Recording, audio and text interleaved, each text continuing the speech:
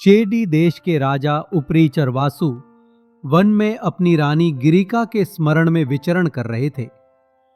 प्रेम से अभिभूत होकर उन्होंने अपना प्रेम बीज एक पत्ते में रखा और एक पक्षी के माध्यम से रानी तक भेजने का निश्चय किया।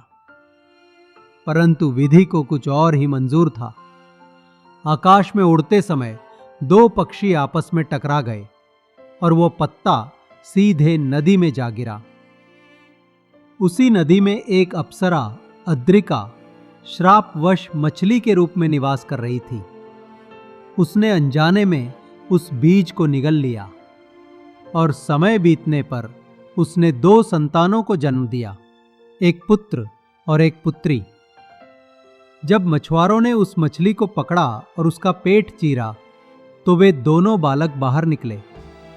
उसी क्षण अद्रिका का श्राप समाप्त हुआ और वो अपने दिव्य रूप में आकाश को चली गई। मछुआरे उन दोनों शिशुओं को राजा उपरीचर वासु के पास ले आए।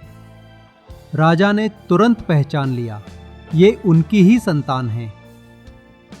पुत्र को राजमहल में रखा गया और पुत्री को मछुआरा प्रधान दाशराज के घर पालन पोषण के लिए दे दिया गया।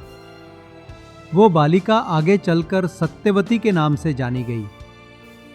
मछुआरा घर में पली बड़ी होने के कारण उसके शरीर से मछली की गंध आती थी, इसीलिए लोग उसे मत्स्यगंधा कहते थे। परंतु जब पराशर ऋषि ने उसे आशीर्वाद दिया तो उसके शरीर से दिव्य सुगंध फैलने लगी। तभी से वो योजनगंधा के नाम से प्रसिद्ध हुई और यही सत्यवती आगे चलकर हस्तिनापुर के राजा शांतनु की रानी बनी।